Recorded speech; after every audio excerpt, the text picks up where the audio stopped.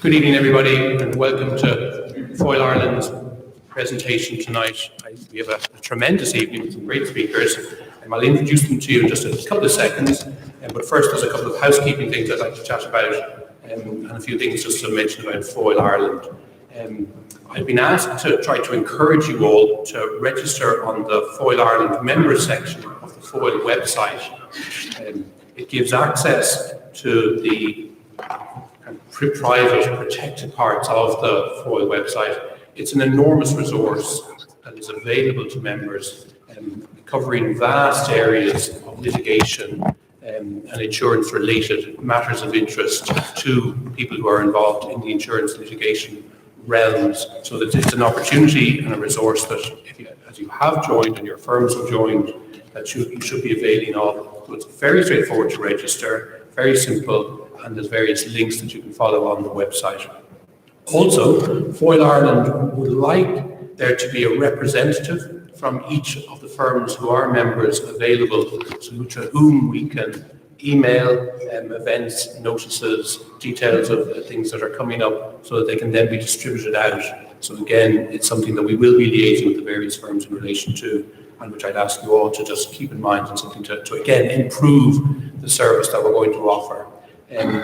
Also, what I would like to do would be to welcome two new members to the Foil Executive Committee. We have Noel Devons from Kennedy's has joined us on the Executive Committee, and Mary Pertl from RDJ has joined. So thank you both very much for joining and for being part of the committee. We do want to be representative of the firms that are out there and who are members. So again, it's an important part of the whole thing. One small thing before we kick off, I just want to, where's Kieran Breen? Kieran? Can I give you this, Kieran? Kieran, as you all know, spoke to us in November, and this is just a small thank you for the talk that he gave.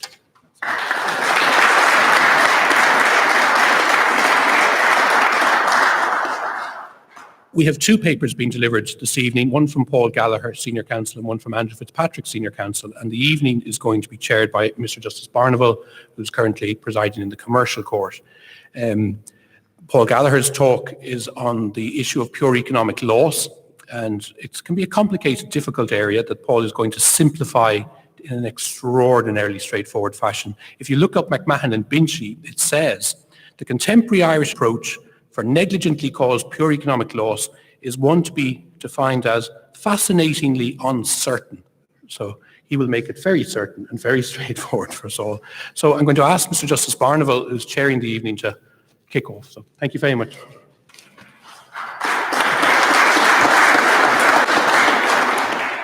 Good evening, everybody, and thank you, Michael. I want to, first of all, to congratulate Michael on his recent election as president of Foil Ireland Irish branch. It was either an election or an ordination of some kind. Somebody described the election as the North Korea style, but in any event, I want to congratulate Michael and to thank him for inviting me to chair this evening's seminar. I want briefly to introduce the two speakers that are going to be speaking to us this evening. Normally people start these introductions by saying X needs no introduction and then proceeds to give a lengthy introduction of the person concerned. But Paul Gallagher is somebody who does need no introduction. So I thought I would just tell you something about him then. Paul was called to the bar in 1879 and took silk in 1891. Actually 1979 and 1991, it just seemed like that long ago. Paul was Attorney General from 2007 to 2011, is the, I think, leader of the bar in the true sense of the term, has been in, I think, almost every single big case in this jurisdiction in the last 2 or 3 decades. Paul has a number of things going for him. He is a fellow of the International Academy of Trial Lawyers. He's a fellow of the International Society of Barristers. But I think perhaps the thing he is most proud of is his recent induction into an organization called Who's Who Legal, where he is now a thought leader in that organization. And you can go on the internet and see precisely Paul's views on various important issues. Paul is under some time pressure this evening. Michael apparently could only fund one refresher fee for Paul. So after he delivers his paper, he's going to escape. So that's Paul, and Paul is going to talk to us on economic loss in tort claims, and I'll let Paul take the floor in just a moment. I also want to just now introduce Andrew Fitzpatrick as well. Many of you will know Andrew. Andrew was called to the bar in 2000. He took silk in 2016, has an enormous commercial practice and insurance practice, is a leading light in the Commercial Litigation Association of Ireland, and is the co-author of the leading text on discovery and disclosure. But as my kids would say, fun fact about Andrew, some of you may not know, was a noted goalkeeper for many years. He was the goalkeeper for Bray Wanderers Football Club in the League of Ireland. So not many people know that. Andrew's going to talk to us about the property damage claims and the statute of limitations. So I want to ask you now, please, to welcome Paul Gallagher.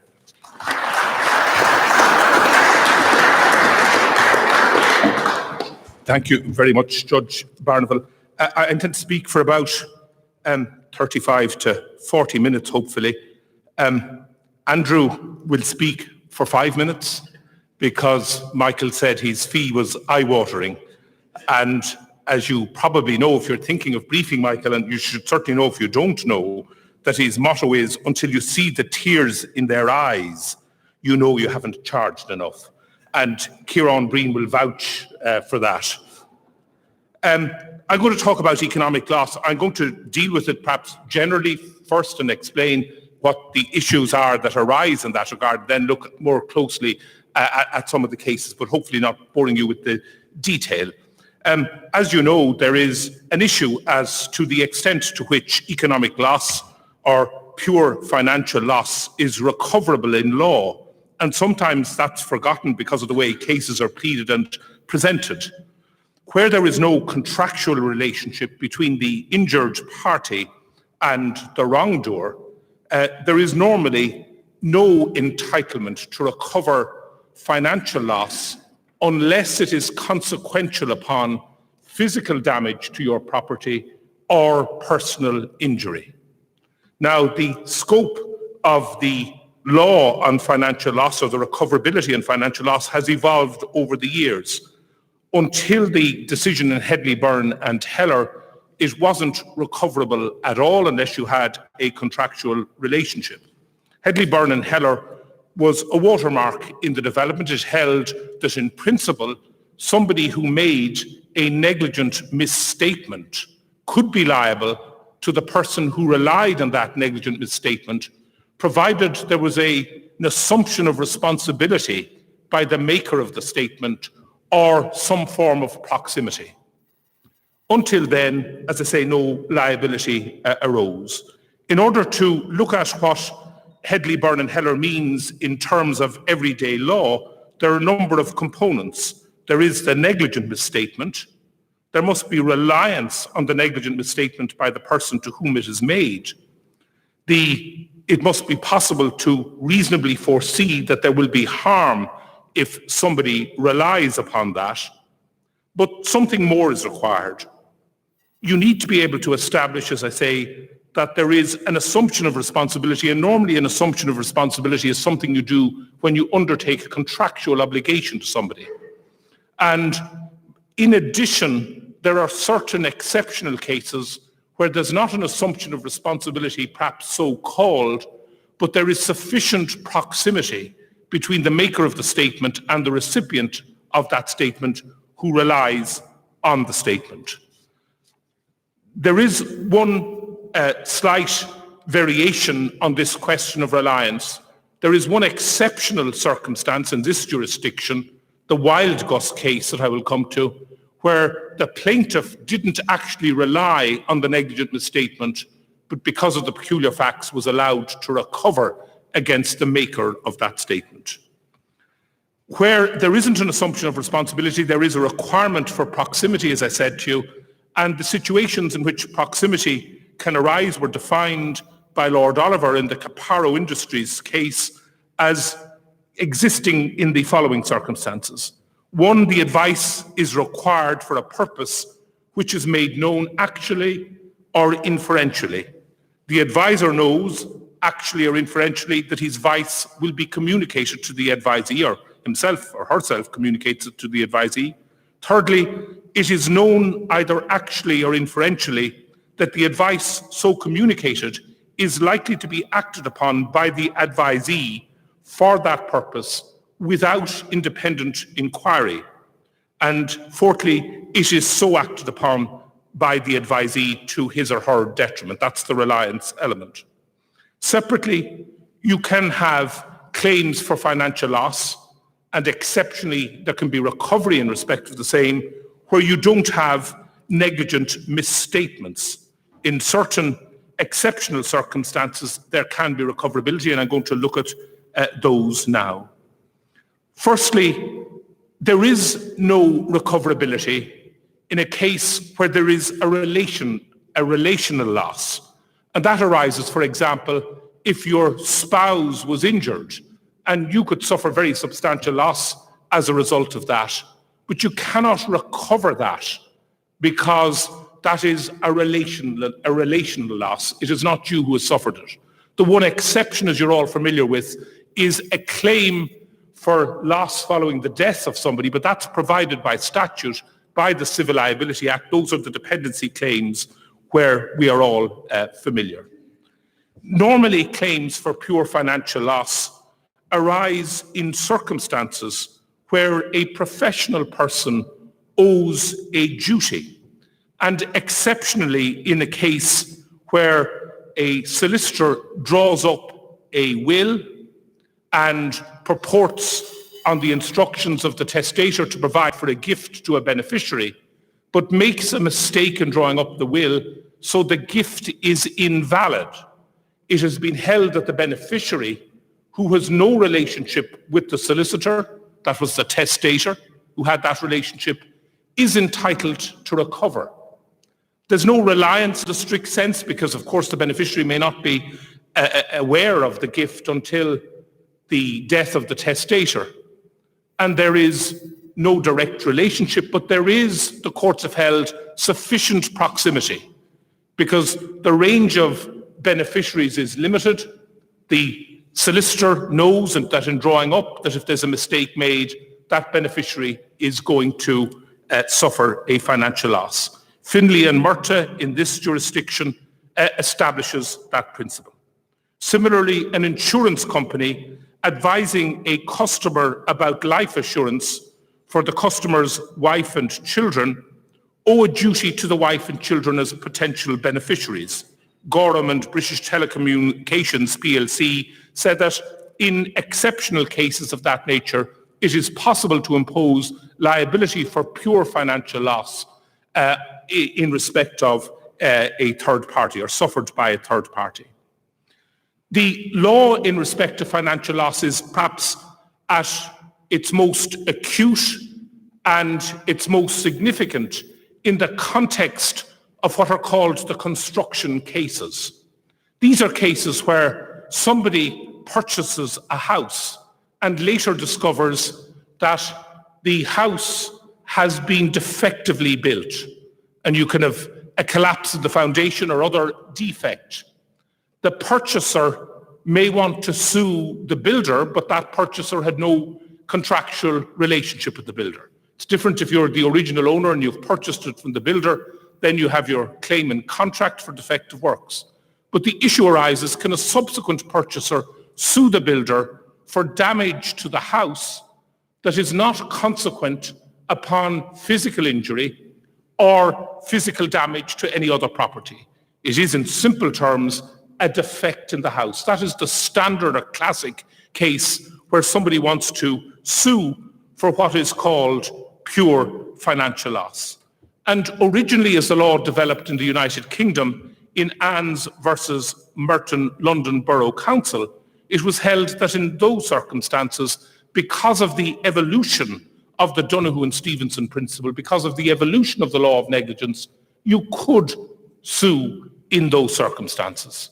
So at that stage, it seemed that the old distinction between economic loss and physical injury or physical damage was being obliterated.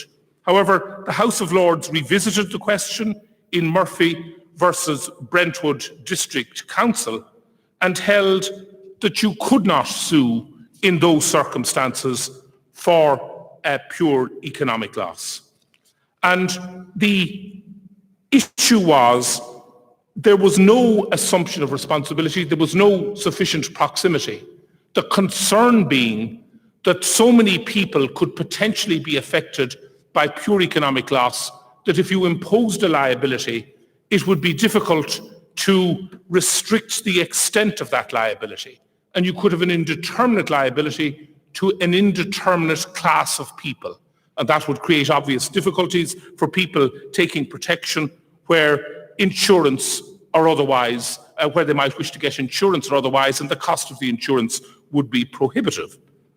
In Murphy, the House of Lords said that while a builder of a house must take reasonable care to avoid injury or damage through defects in construction, that only extended to latent defects, and that was in the case of the original purchaser, and it was not appropriate to extend that duty to subsequent purchasers. The distinction was well explained by Lord Bridge in that case. He said, a critical distinction must be drawn here between some part of a complex structure, which is said to be a danger only because it does not perform its proper function in sustaining the other parts, and some distinct item incorporated into the structure which positively malfunctions so as to inflict positive damage on the structure in which it's incorporated. Thus, if a defective central heating boiler explodes and damages a house or injures a person, there's recovery in respect of that. That's distinct from the house, and it's caused physical damage and injury distinctly. However, if the problem is that there are defective foundations, the defective foundations are an intrusion of that house, they haven't caused physical damage to any distinct property, integral part of the house itself, and they haven't injured anybody. So the claim is for pure economic loss, would be claiming for the cost of repairing the foundations, not claiming for damage to property or personal injury. That now in England is barred, and I'm going to look at the circumstances in which there might be recovery in Ireland. The evolution of the law in Ireland followed a similar path to the evolution of the law in England. Following Hedley, Byrne and Heller in Security Trust and Hugh Moore and Alexander Limited, President Davitt in the High Court applied that principle in a case where a company issued an inaccurate memorandum and articles of association to a shareholder and held liability arose. In Wall and Hegarty, a beneficiary under a will sought to recover negligently prepared the will and recovered damages, as I mentioned to you earlier. In Tulsk and Ulster Bank, Judge Gannon held that a defendant bank was liable for wrongly assuring the creditworthiness and financial stability of the drawer of a cheque who was also a customer. All of those are examples where people make statements, or in the case of the negligent will, do a negligent act that cause pure financial loss. But following Hedley, Byrne and Heller, the law embraced recoverability in those circumstances.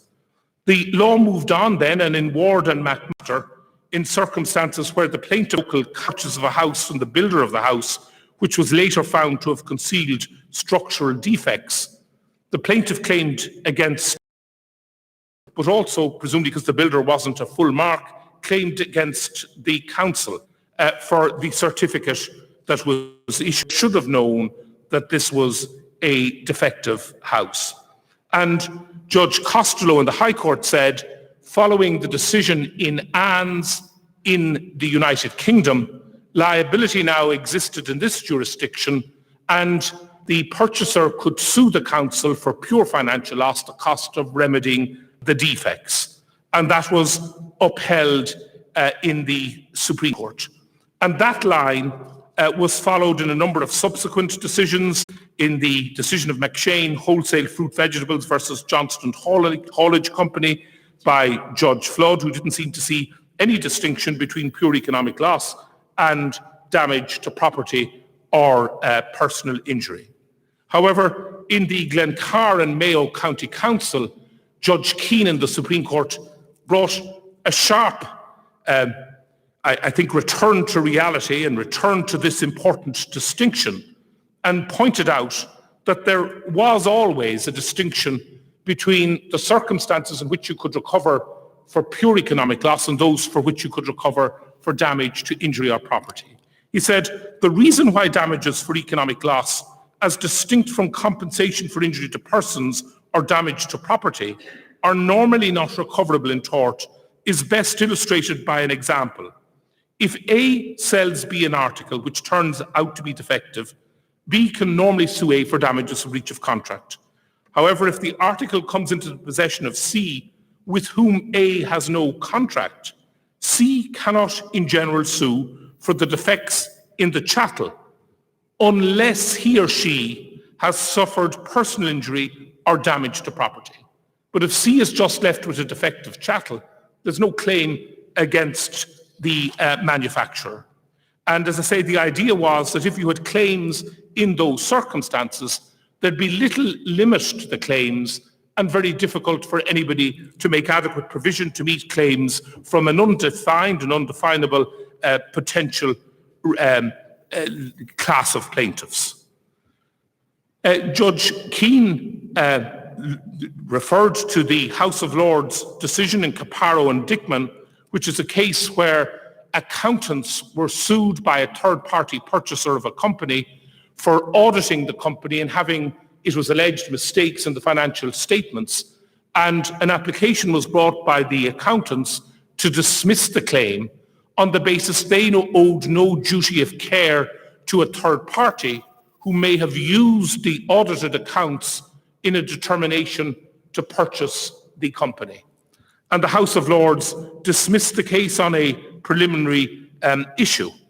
And in the House of Lords, it was said that this was a case of pure financial loss. They did not owe a duty to anybody other than the company, and there could be no recovery. There wasn't sufficient proximity. There wasn't a sufficient assumption of responsibility.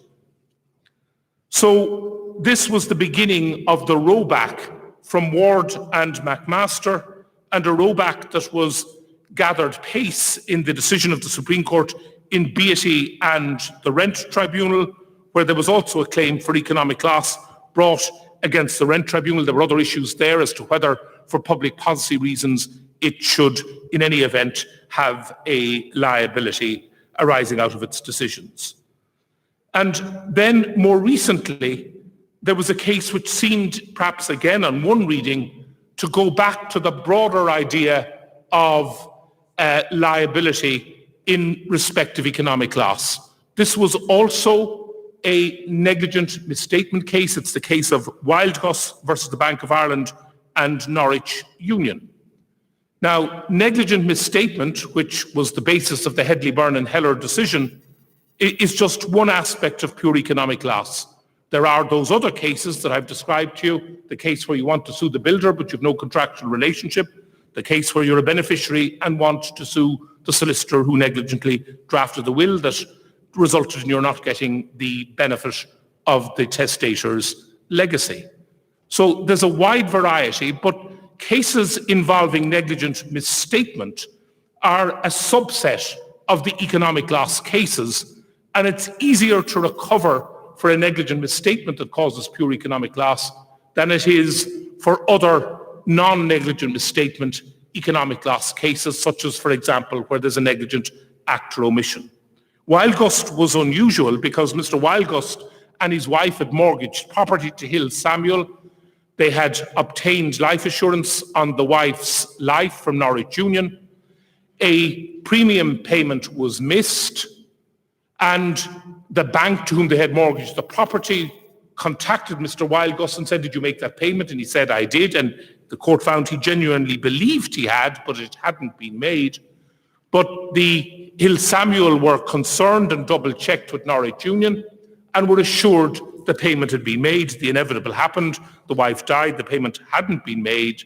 And Mr. Wildgus sued Norwich Union for negligent misstatement in saying that the premium had been paid. But you'll have remarked in those facts that no statement was made to Mr. Wildgus. The statement was made to the mortgagee, Hill Samuel.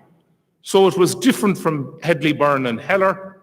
There was no reliance in the strict sense by Mr. Wildgus. And it was fought on that basis, and it was argued that in those circumstances, an essential ingredient of Headley, Byrne and Heller liability, namely reliance, was missing. And because also Mr. Wildgus hadn't contacted Norwich Union and directly, there wasn't that element of proximity, but it really largely revolved around an issue of reliance. Judge Gagan in the Supreme Court acknowledged there was a difference between negligent in act and negligent misstatement, even in the economic loss sphere, and referred to some of the earlier cases. Ultimately, they found that there was liability, and they held there was sufficient proximity or a sufficient assumption of responsibility by Norwich Union in confirming to the mortgagee that the premium had been paid, knowing that the mortgagee, if it hadn't been paid, would have paid it because it was entitled to do so. So it was because of the confirmation the premium wasn't paid by the mortgagee that, of course, potentially damaged the mortgagee's interest, but it also affected the equity of redemption in Mr. Wildgus. And it was held in those exceptional circumstances, even though Mr. Wildgus hadn't himself relied, he could recover. Now, there's some difficulty with whether that case was rightly decided. It was looked at in the subsequent Walsh case of Walsh versus Jones in the Supreme Court, Walsh versus Jones, Lang and LaSalle. And Judge O'Donnell said that it might be regarded as an outlier or it might be regarded as an extension of liability for pure economic loss in the sphere of negligent misstatement. But everybody was agreed it was an unusual case. And Judge O'Donnell said you might say there was in truth reliance by Mr. Wildgus in the sense that he had a community of interest with Norwich Union in preserving this policy. And while the statement wasn't made to him, it was made to the person to whom he had a community of interest, and that was sufficient. Alternatively, he said, the relationship there was different from the relationship in Headley, Byrne and Heller. Headley, Byrne and Heller, as you probably remember, was the bank confirming that a customer of Headley Byrne's was reliable, was financially sound, and it turned out that the customer was not financially sound. And it was said there the relationship was between Headley, Byrne and Heller that had made the statement. So there were only two parties to the relationship, and therefore reliance by Headley, Byrne on the statement made by Heller was necessary. In the case of Wildgus and Norwich Union had a relationship with the mortgagee because it knew of its interest and its entitlement to pay the premium if it wasn't paid, and of course a direct relationship with Mr. Wildgus, who was the policy holder. And because there was that tripartite relationship, it perhaps wasn't essential that there was actual reliance by him. There was sufficient proximity created or a sufficient assumption of responsibility by the confirmation to the bank in those exceptional circumstances. Headley, Byrne and Heller, some people forget, decided the principle there could be liability for negligent misstatement, but of course on the facts held there was no liability. And the reason was the bank, in giving the confirmation as to the financial creditworthiness of the customer, made it clear that this was confidential for private use only, and it wasn't, there was to be no liability in respect of it. That became an important issue in Walsh versus Jones, Lang and LaSalle. there Jones purchased a property in Gardner Street, and the brochure from Jones, Lang and Lascelles said it was 21,000 square feet. It happened to have a smaller square footage, 20% less. Jones, Lang and Lascelles were acting for the vendor, and subsequently Walsh sued Jones, Lang and Lascelles and said, you gave me a brochure, it said 21,000 square feet, it was less, you knew I'd rely on it, it's a negligent misstatement, you assumed responsibility to me, and therefore you're liable. And in the High Court it was held that was sufficient. There was one peculiarity. The brochure which set out the square footage said, no reliance should be placed on this, that while every care has been taken to ensure it's accurate, you shouldn't rely on it. In the High Court, the judge said that that wasn't a sufficient exemption of liability, it wasn't properly worded, it was a bit ambiguous, and therefore didn't exclude liability. The Supreme Court, in two very impressive judgments that are well worth reading, Judge O'Donnell and Judge Lafoy, analysed the law in relation to negligent misstatement and pure financial loss, and reaffirmed the distinction between liability for pure financial loss and liability for physical damage or physical injury. And in the context of pure financial loss, examined that subset of financial misstatement and drew attention to the fact that in Hedley, Byrne and Heller, the liability for the negligent misstatement was conditioned on that assumption of responsibility. And it was held in Hedley, Byrne and Heller that the exemption clause that they had, or the warning, I should say, that there was no liability being undertaken, was sufficient to establish that there was no assumption of liability. So it wasn't looked upon as there's liability and negligence, you owe a duty of care, have you successfully exempted yourself from that liability? It said, is there a duty of care at all? And in determining whether there's a duty of care, you must determine, did they assume a responsibility? And of course, in determining whether they assumed a responsibility, you must look at what they said. And somebody who says, I'm actually not accepting responsibility for this, while we've tried to give you the information, I'm accepting no responsibility. You could hardly say in those circumstances there was an assumption of responsibility, which is the essential component in making you liable for negligent misstatement. Because there was no assumption of responsibility, there was no duty of care, so it didn't matter that you were careless, you just didn't owe a duty of care. And if you didn't owe a duty of care, you didn't have to exempt yourself from liability by an exemption clause. So the proper structure of analysis was to say, one, is there a duty of care? And in that context, you look at whether they have assumed responsibility. They hadn't on the facts, so no duty of care. Carelessness then becomes irrelevant and does the whole question of whether you've exempted liability, because you don't have liability in the first place. So it's always important when examining these sort of situations, whether in the broader financial loss situation or in the narrower negligent misstatement, that you ask yourself, not just has somebody been negligent, but is this one of those cases where there is no duty of care? Because if there's no duty of care, negligence, or more properly carelessness, gives rise to no liability. Because negligence means carelessness where you have a duty of care. And a lot of people, I think, don't examine that distinction sufficiently clearly, and they could be forgiven for that because in a lot of the cases, up to and including Glencar, that distinction had been obliterated in Irish law and not properly appreciated that it was a fundamental distinction. But Walsh and Jones, Lang and Lascelles has brought back again the importance of the distinction. And Judge O'Donnell made a very important point in the Supreme Court. It showed that the court understood the realities of life.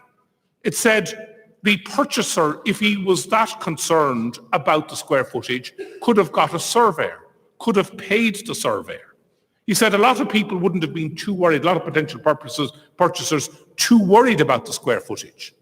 So if there was to be a liability, and Jones, Lang and Lascelles, to this range of potential purchasers, in effect, the plaintiff was getting the benefit of their work and their view as to square footage without ever having to pay for it.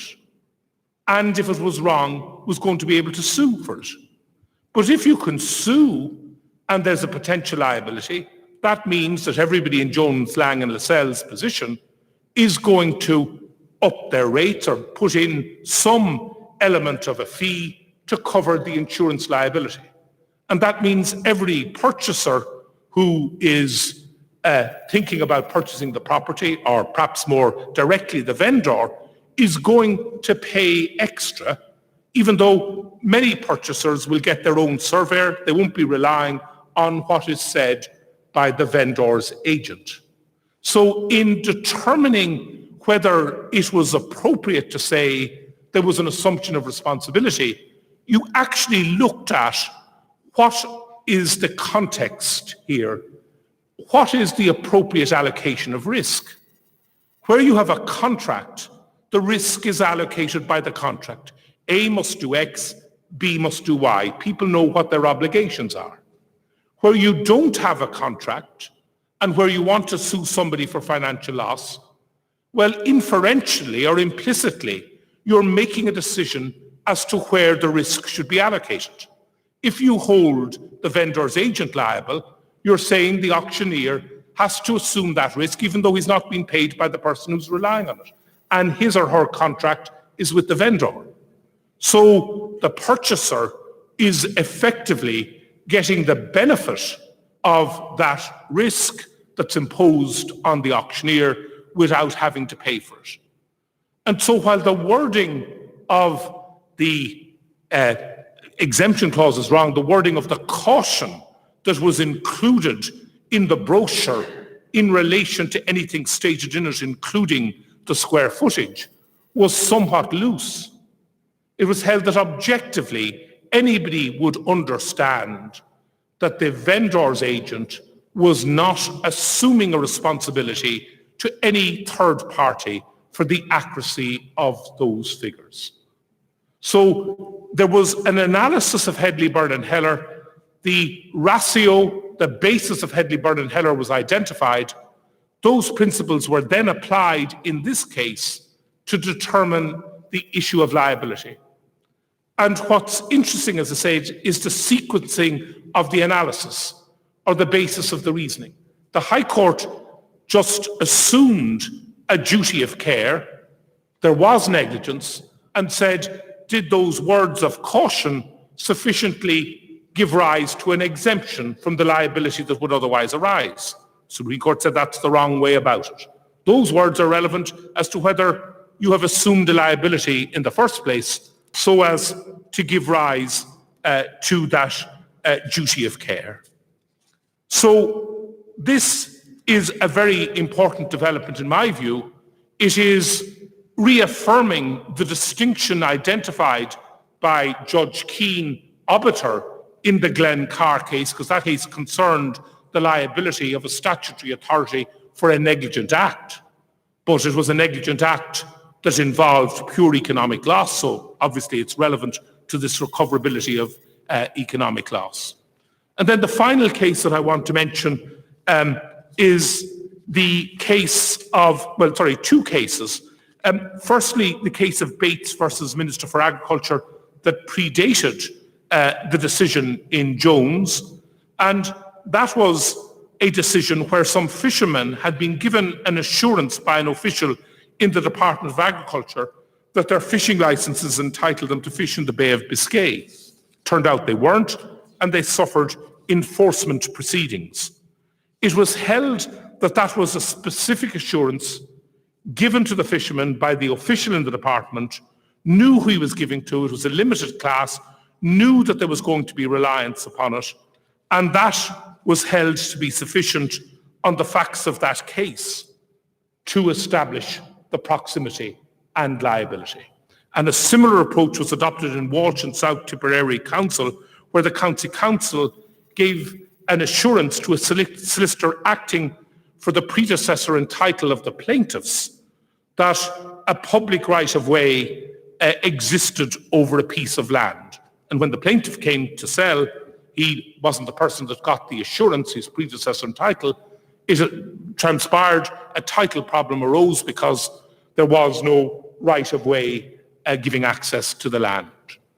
And it was held that the plaintiff who had purchased from the person to whom the assurance had been given could sue, because again, the local authority, in giving that assurance, gave it to the person at that time that was purchasing the land, but would have been aware that land by its nature is going to be sold on, that there was a limited class of people. They had the information, they had the opportunity to check it out, and that created a sufficient proximity. So, in short, it is important to understand the distinction of what is meant by pure economic loss. It's very important to look at the facts as to whether what at first sight might seem like damage to property, like where the foundations of the house cause cracking in other parts of the house, is not in fact damage to property in the sense understood in Dunhose and Stevenson, is in fact a case of pure economic loss, and is there recoverability in those circumstances. I think it's reasonably clear now that there is not recoverability for that sort of pure economic loss. There are certain limited categories: the beneficiary for the negligent will, the person who is ensuring the life of their family, that the family can sue the insurance company later if they give negligent advice in relation to it. Those are exceptional cases, and in the very odd case, it has gone beyond that. But those are the recognised categories, that and negligent misstatement. Apart from that, there is no liability for pure economic loss, and the cases of negligent misstatement, while notionally a broad category, make it clear that it's not every negligent misstatement. If it were otherwise, we could all be sued for anything we said. You need that extra ingredient, the assumption of responsibility, that special proximity, and the reliance, which gives rise to liability. Thank you very much indeed.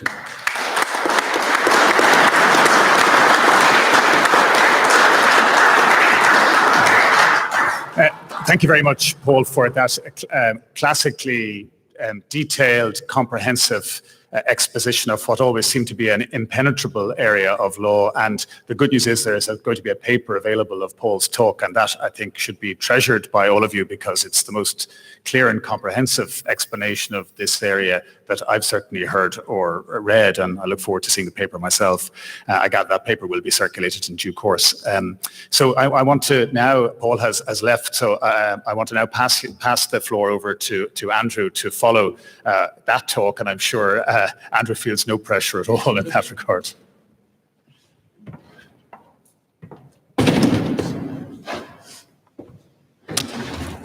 Hi everyone.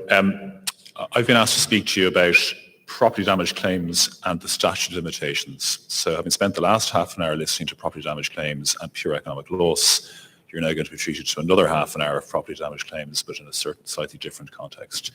But it is important, obviously, because property damage claims form quite a significant part of claims that insurers face on a regular basis.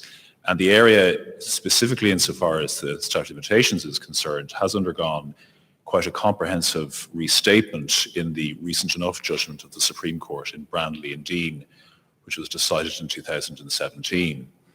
And the paper that I have prepared and that you're all going to, if not treasure, certainly, hopefully at least read, focuses, as you'll see, principally on property damage claims insofar as allegations of negligence are brought, not property damage claims where the cause of action is breach of contract, because the position with regard to breach of contract in the statute of limitations is pretty clear. Section 11(1)(a) of the statute provides that an action for breach of contract must be brought within a period of 6 years following the accrual of the cause of action, and in a breach of contract case, the cause of action accrues when the contract is breached. So if you're suing a building contractor for negligently constructing a building because he's put pyrite in the foundations, then the cause of action will accrue at the time that the construction takes place, not later on when the cracks develop. That's in contract, but not in negligence. Similarly, if you're suing an architect because he's breached his contractual obligation to properly design a roof, and it turns out that he didn't consider the applicable wind load factors, then the cause of action accrues at the time that he finished the design and not when the roof is blown off the building. And the difficulty that that creates is that in almost all cases, or certainly in many cases, the wrongdoing of the builder or the architect may not be noticed for quite some considerable time after the building was constructed or designed. So it can take many years, as we all know from litigation concerning pyrite, it can take many years for cracks to develop in a wall of a house which is constructed with pyrite. But by the time that the cracks do appear, the homeowner's cause of action in contract will long since have expired. And so in those circumstances, and this is the reason, it seems to me, why most significant property damage claims are brought in negligence rather than contract, is because by the time the plaintiffs get around to realizing that they have a claim, their cause of action in contract has expired. And so the only cause of action that is open to them is a cause of action in negligence seeking damages. And as we'll get to in a few moments, because a cause of action in negligence doesn't accrue until damage occurs, and remember that phrase because that's the phrase that has received the subject of so much judicial definition, consideration, in fact, frankly, contradictory discussion, because the cause of action in tort doesn't accrue until damage occurs, then your cause of action in negligence will tend to accrue quite some time after a cause of action in contract accrues. And it's this specific topic that forms the subject of the paper that I prepared. And the reason why this tends to arise in property damage cases rather than in other cases is because of the peculiar nature of property claims. Buildings are by definition complex structures. They're comprised of various elements. Each of the elements is dependent on the other for support or for structural integrity, notwithstanding that they could actually be physically located quite far away from each other. So the top of a wall is located obviously quite far away from the foundations of the house, but it's dependent on the foundations. But a problem with one part of the building may have long-term consequences and cause a problem in another part of the building. So a problem with the foundation may in time or will in time lead to a problem in the walls in the form of cracks, and a problem with the pipes may in due course lead to a problem with the flooding in the cellar. And the question of which of the two problems is the damage is the big issue in many of the cases that I'm about to discuss with you, and is the question which was largely speaking resolved in Brandley and Dean. So just to establish a few general points about statute of limitations and claims and negligence, Section 11.2 of the statute provides that an action founded in tort shall not be brought after the expiration of 6 years from the date on which the cause of action accrued. And so in tort, as we all know, you can't bring home a claim in tort or negligence unless you have actionable damage. And so unlike breach of contract, which can in certain circumstances be actionable per se, i.e. actionable without damage, a tort claim is only actionable if you have suffered damage, and thus your cause of action is only complete and only accrues when the damage has occurred. And that can present a bit of a problem because in many cases, the damage is not noticed until long after 6 years, the period of 6 years has elapsed, or so the damage is not noticed until long after 6 years after it's occurred. And in contradistinction to personal injury cases, there's no provision in the statutory regime that governs property damage claims which allows a discoverability extension. So as we all know, under the Statute of Limitations Amendment Act 1991, which amended the Statute of Limitations 1957, the period for bringing action personal injuries is deferred until the point at which the plaintiff has acquired the various elements of knowledge set out in sections 2 and 3 of the 1991 Act. But in property damage claims and tort claims generally, there's no corresponding extension or discoverability test. And so that can put plaintiffs in quite a difficult position. It may be that they haven't noticed that the damage has occurred until 6 years or more after it's occurred, and it may well be that their claim in those circumstances is extinguished. And that forms the basis of the debate in most of the cases that I'm about to discuss with you. And as we'll see when we come to Brandley and Dean, The effect or the ultimate conclusion in the decision of Brantley and Dean was to accept that the law set down in the UK in the early 1980s, before the UK changed their statutory regime, was a proper statement of the law that applied in this jurisdiction.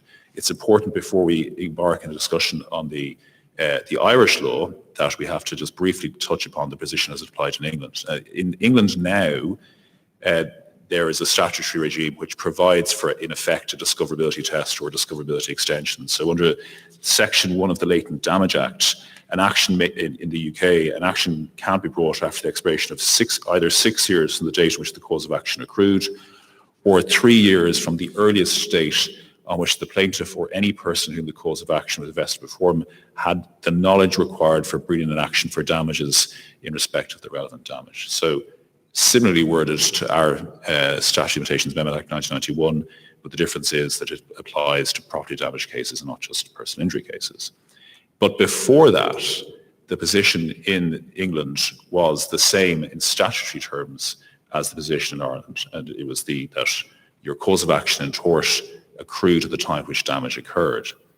And there were two very significant cases which discussed whether or not that provision, which was worded in precisely the same terms as our provision, could be interpreted in such a way as to provide that, in fact, your cause of action didn't accrue until the time at which you'd discovered the damage, or the time at which you could reasonably have discovered the damage. And the principal case is the decision of the House of Lords in Pirelli against Oscar Faber and Partners. And in that case, the defendants were alleged to have used, and it was clear they did, unsuitable materials in the construction of a chimney, and cracks began to develop from the top of the chimney downwards. And the rate at which the cracks developed is important. The cracks began to develop at the top of the chimney 1 year after its construction was completed. It was by year 2, the cracks had moved further down the chimney, and the court held that was the point at which the plaintiffs could reasonably, or with reasonable diligence, have discovered the cracks. But in fact, the plaintiff actually discovered the cracks 7 years after the date in which they first appeared at the top of the chimney, and 5 years after the court considered that they could have been discovered with reasonable diligence. But the 5-year period was important because that was also within the statutory period for the commencement of the action. So the plaintiff's case was based on the claim that a discoverability test ought to apply, and if the court applied a test based on when they could reasonably be discovered, then the plaintiff's claim would be properly brought. But in fact, the House of Lords rejected that argument. They held that an argument or the Limitation Act couldn't be read in such a way so as to construe it to provide that the cause of action and damage in tort accrued at the time at which damage was discovered or could reasonably be discovered, because it just simply didn't say that, and it couldn't be construed in such a way so as to imply such an interpretation. However, the court did, in its judgment, draw an important distinction which would go on to form the basis of many of the decisions in Ireland between a defect on the one hand and damage on the other. And Lord Fraser drew an analogy between personal injury cases when making this point. He says you could suffer a form of medical impairment or defect as a consequence of being exposed to harm in the course of your employment. So you could inhale dust particles into your lungs, but the mere inhalation of those dust particles did not of itself cause you to suffer injury. The dust particles were there. They were, to use a stark term, a defect, but they didn't actually begin to cause you an injury until you just began to suffer a specific medical condition as a consequence of the inhalation of the particles. And taking that analogy and applying it to property damage cases, Lord Fraser said you could have a situation whereby a property wasn't negligently constructed because its foundations were improperly constituted. But in fact, that defect of itself didn't cause any damage, and the damage would only be deemed to have occurred once cracks or other problems with the integrity of the walls began to be caused. So his point was that it's at that stage, when cracks began to appear, that is the point at which damage occurred and the point at which the cause of action accrued. And in that case, it didn't actually help the plaintiff because the cracks began to accrue or began to occur at the top of the chimney, 1 year after it was constructed. The plaintiffs didn't see those cracks, and everyone agreed that they couldn't reasonably be expected to have seen those cracks, but the cracks were there, everyone was agreed they were there, and thus the case was statute barred. And a similar interpretation was applied in a subsequent case decided soon after the Pirelli case, as a decision in Congregational Union against Harris and Harris. In that case, the building had been constructed with defective drains, and 20 months after the building had been constructed, the drains failed and the sewage water from the pipes flooded up into the ground floor of the building. And in that case, the court relied upon the distinction in Pirelli between defect and damage to hold that the case was not statute barred. And the quote from Lord Justice Ralph Gibson was, "The drains in the physical condition resulting from the defect in their design were not such as to produce the damaging effects at once. They were capable of functioning properly as drains, and they did so for some 20 months. It was the point at which they failed and caused the flooding. That was the point at which damage occurred." And so that's an important distinction that was applied in the United Kingdom. You can have a problem with the building, which amounts to a defect in the foundations, such that they are constructed with unsuitable materials, or the pipes are, as they were in the Cunningham case, constructed in defective materials also, but that of itself is not damage sufficient to cause the limitation period to begin. Something further is required, i.e. damage caused by the defect.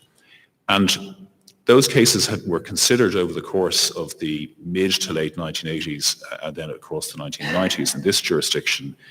The first of those was Morgan and Park Developments Limited, which was a decision of Ms. Justice Carroll in 1983, where Ms. Justice Carroll rejected the interpretation which had been put on the limitation period by Lord Fraser in Pirelli, and in fact adopted a case as a reasonable basis for following which Lord Fraser had specifically rejected, which was the Sparham Sutter House case. Now, in the Morgan case, the defendant, again, it was similar to the Pirelli case. There were cracks there were problems with the foundations. Cracks were caused as a consequence of the foundations, but the cracks, in fact, were not noticed until 18 years after the house had been constructed. And the plaintiff argued that the date of the accrual of the cause of action was the date on which the damage was discoverable. So specifically the same argument which had been made in Pirelli. But whereas in Pirelli it was rejected, in Morgan, Ms. Justice Carroll accepted it and said that there were two possible ways of construing Section 11.2 of the Statute of Limitations 1957. You could either construe it in a way which incorporated a discoverability test, or you could construe it in such a way as to say that it excluded the test. And Judge Carroll's view was that it would be so fundamentally unfair to plaintiffs to construe the provision in such a way as to exclude discoverability tests, that would be so unfair as to be unconstitutional. Because the court made the observation that it could not possibly be fair that your cause of action could have expired and been legally extinguished before you even knew that you had a cause of action to pursue. Now, there's another way of looking at that, and that's from the point of view of the defendants. And Mr. Justice Finlay, then the Chief Justice, looked at it from the point of view of the defendants in a subsequent Supreme Court decision, which before Bradley and Dean was the leading Supreme Court decision on this issue, which is the decision of Hegarty and O'Loughlin. Hegarty-O'Loughlin was nothing to do with property claims. In fact, it was actually about a medical negligence case.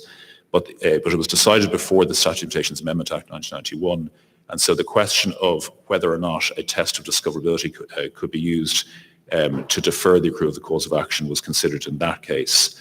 And Mr. Justice Finlay held that you simply couldn't construe Section 11.2 of the Act in that way, for the simple reason, said Chief Justice Finlay, that if it was the case that Section 11.2 had to be construed so as to provide that your cause of action didn't begin until the time that you could have just reasonably have discovered that damage occurred, then there would have been no need for the Oireachtas to introduce into Section 71 of the Act a provision which extended the right of action where the right of action had been concealed from you by the defendant.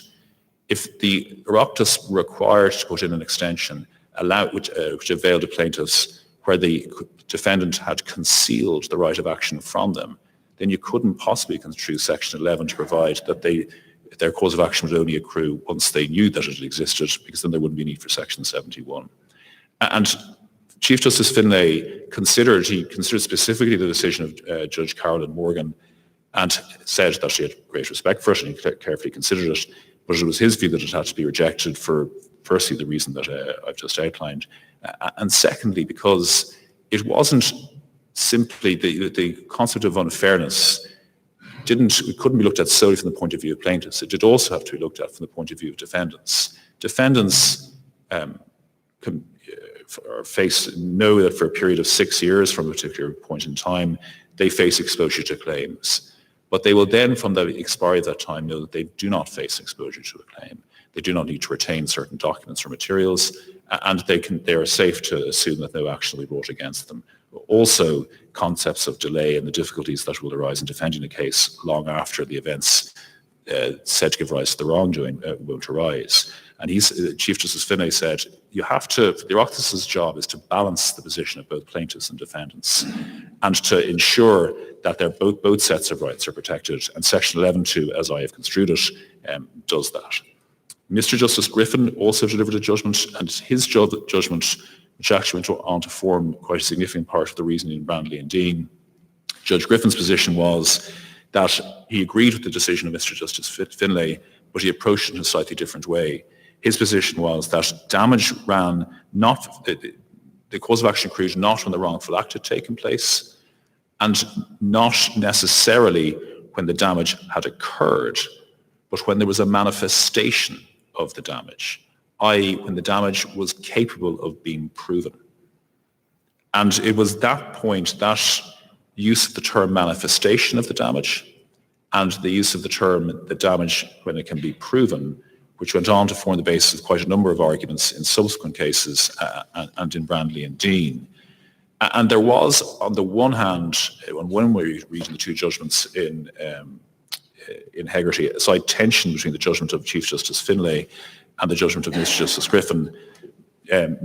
Judge Griffin's conclusion was that the cause of action accrued when damage was manifest or capable of being proved in evidence. And Chief Justice Finlay's judgment was that time under the statute started to run when the damage had occurred. And the question of when it was capable of being discovered had nothing to do with it. And so there was an apparent tension between the two judgments. And in the subsequent case of Irish Equine Foundation Limited against Robinson, Mr. Justice Gagan held that Chief Justice Finlay's judgment was actually wholly in accordance with the judgment of Mr. Justice Griffin, that insofar as it seemed to imply that the time ran in the case of a personal injury from the moment the injury first existed, even if it was entirely latent and symptomless, I do not think that that is what the former Chief Justice intended to convey. And Mr. Justice Gagan placed a huge amount of emphasis on Judge Griffin's judgment in Hegarty and O'Loughlin and concluded that the case as a whole was authority for the proposition that time under the section of the statute began to run when the damage in question was manifest, i.e. when it was capable of being discovered, not when it was actually discovered. And the facts of Irish Equine Foundation Limited and Robinson are reasonably important because in that case, the roof of a house had been defectively designed, and the court accepted the argument that the damage was manifest at the time at which the roof had been constructed.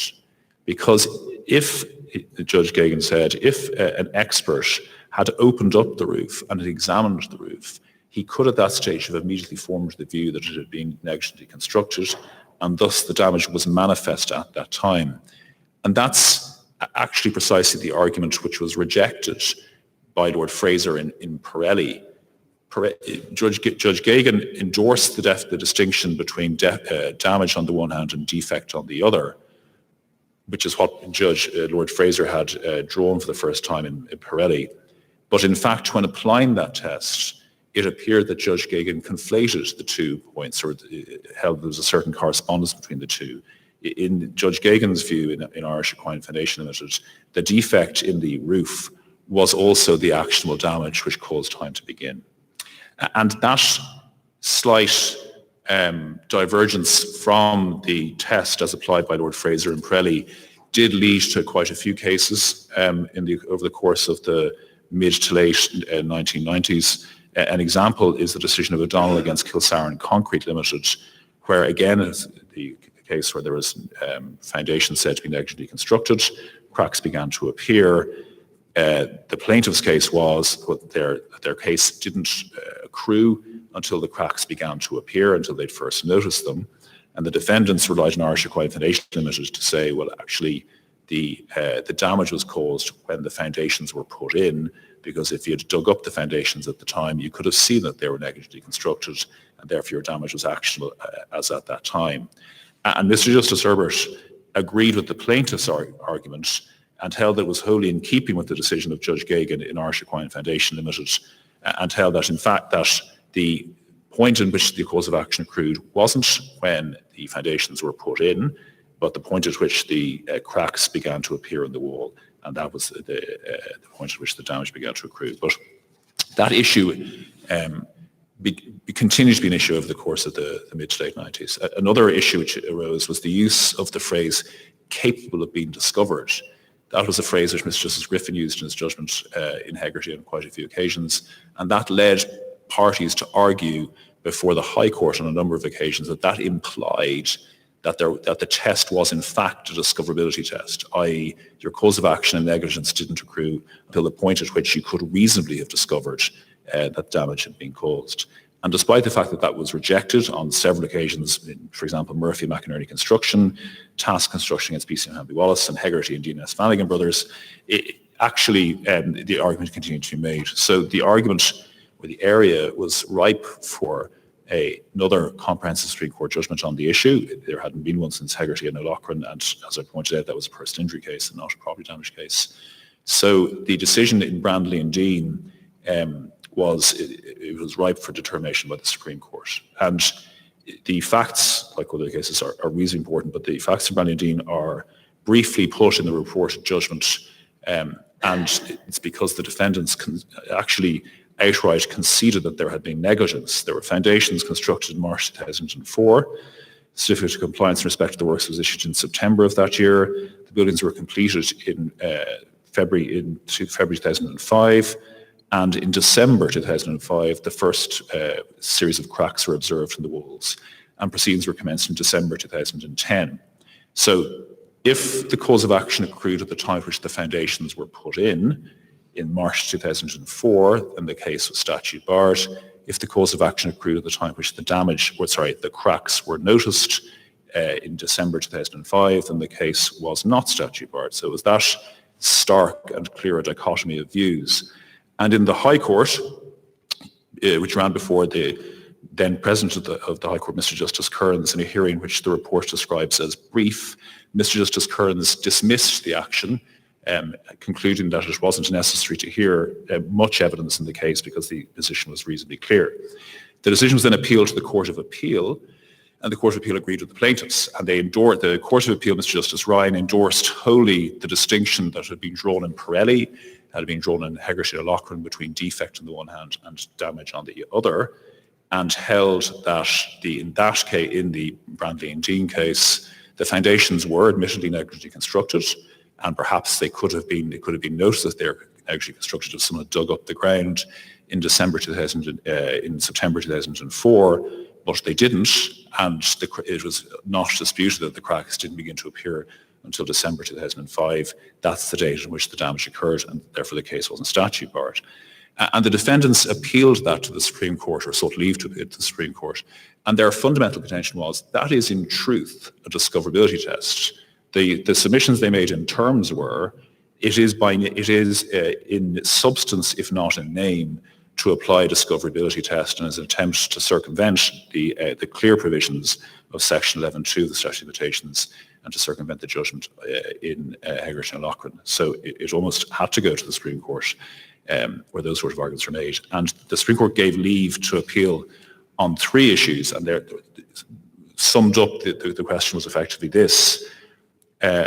Does time for the purpose of Section 11.2 of the Statute of Limitations run from A, the date in which the damage is manifest, B, the date in which the damage is discovered, or C, the date in which the damage occurs? And Mr. Justice McKetney delivers the judgment to the Supreme Court. It's a very long judgment, which all the members of the court concurred, and it is a really comprehensive judgment and summary of the law in this area, which draws on cases from a number of jurisdictions And in fact, you could simply just look at that and get a total summary of what the legal position is. It's only marginally longer than the paper that I've prepared for you. And he began by examining the basics. He said that a tort is only actionable once damage has occurred. He agreed with Hegarty and Loughran in that respect. And he also agreed that it was clear that to date, the law, legal position as stated in Ireland, was that the cause of action did not accrue based on a discoverability test. And he noted that that could be seen to be unfair. He noted it being considered to be unfair in a number of judgments. He noted that Judge Birmingham had in a recent case described it as very harsh, but he made the point that that undoubtedly was the position, that it had been decided to be so by Hegarty and Loughran, that there had been no variation on that by any subsequent Supreme Court decision, and that certainly the provision could only be construed in that way. He did then make the point, and he then drew an analogy from a number of different jurisdictions, 3 in particular, where he stated in terms that the law, the statute law in each of those areas had been reformed so as to allow plaintiffs to avail of a discoverability extension. He noticed that something to that effect had been brought in personal injury cases in the Statute of Limitations Amendment Act, and he described the failure to bring in such a reform for property damage cases in this jurisdiction as being perplexing. But nonetheless, it had not been brought in, and I won't keep you much longer. He then went on to consider what he said was the proper test.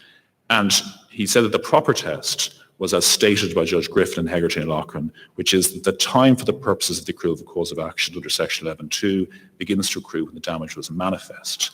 But the very important point of his case is that he then went on to give a definition of the circumstances in which damage will be deemed to be manifest. And so it's worth, unfortunately, reading it out, and I'll just take a few lines.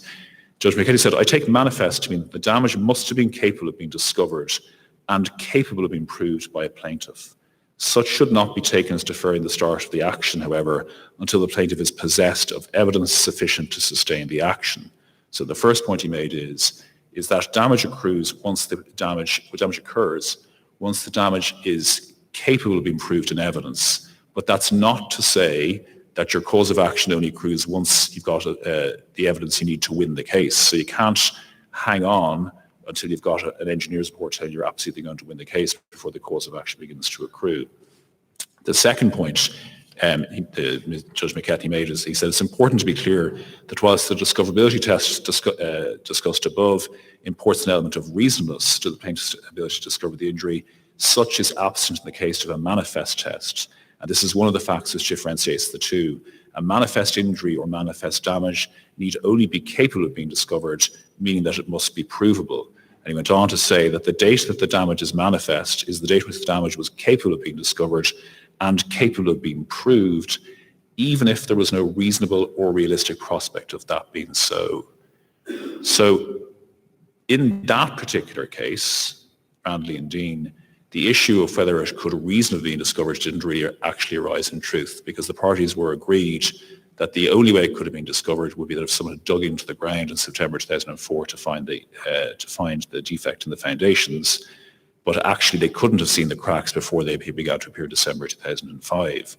And Judge McKetney held that he agreed with the distinction. He considered Pirelli, he considered the Cunningham flooding case, Congregational Union flooding case, which I discussed, and he said that they represented properly the law as stated in this jurisdiction. He held that he didn't agree with the position of Judge Carolyn Morgan, and he said that insofar as Judge Gagan's judgment in Irish Equine Foundation and Robinson implied some form of correspondence between defect and damage, in that case could be distinguished because it was a pure economic loss case of the sort that Paul described to you, rather than a claim in property damage, and indeed it was. The claim in Irish Equine Foundation was a claim where there were defective foundations, and the claim was to recover it was a defective roof, and the claim was to recover the costs of repairing that roof. So the important points to take out of the Brandley and Dean position case are really as follows. The cause of action in tort only accrues when the plaintiff has suffered a damage. Secondly, the time which the plaintiff actually discovered the damage had occurred or could with reasonable diligence have discovered that it occurred is irrelevant. Thirdly, damage will be deemed to have occurred when it's manifest, i.e. when it's capable of being discovered and capable of being proved, but that doesn't mean that the statute only runs once you've got an injuries report to tell you that you're going to win your case. And fourthly, damage will be deemed to be capable of being discovered and thus manifest, even if there was no reasonable or realistic prospect of it being discovered at the time. So that's the current area of the law. It seems to me there's going to be, and I address this in the paper, there's a bit of the only element of uncertainty that remains to be resolved is what is actually meant by the phrase capable of being discovered, what outs are there for the defendants in the areas of reasonable or realistic prospect of it being discovered. That's an area that's I've discussed in the paper, which you can look forward to reading when it's emailed to you. So thank you very much for that.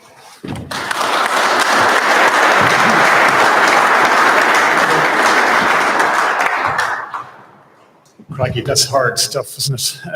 That's very tricky stuff. Excellently described and spoken about by Andrew. And again, I'm sure everyone looks forward to receiving the paper because it's bang up to date, and it's again, I think, all you need to know about the statute of limitations and property claims. I want, if I can, on your behalf, to thank Andrew for the amount of work that went in to that paper. So.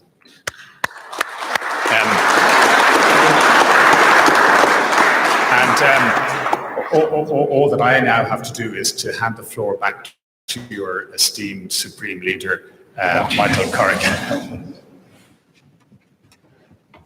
Yeah, I like this idea of being the Supreme Leader and President in North Korea. It's all very fitting. Thank Andrew, thank Paul, thank David for coming along this evening. A lot of law, a lot of complex law, a lot of difficult law that can be difficult to digest and to take in. Papers have been prepared. Andrew's put a lot of work into a paper, a very good paper, a very clear paper. So we're going to email all of those papers, both Paul's and Andrew's, out to everybody later on.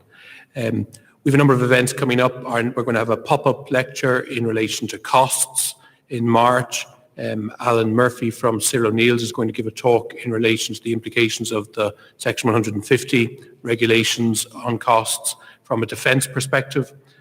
So that's going to be very important for us all. Our next large event, similar to this evening, is going to be one on mediation.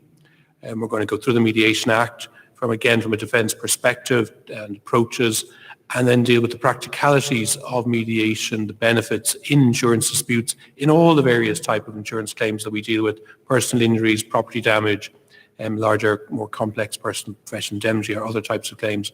So we're going to have a number of people who have doing mediations. We have David Nolan who's over there this evening. He's going to be one of those.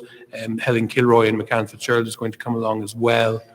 So a number of people who are the most respected mediators around will be, as I say, talking to us, giving their guidance and views, particularly in relation to an insurance defence perspective.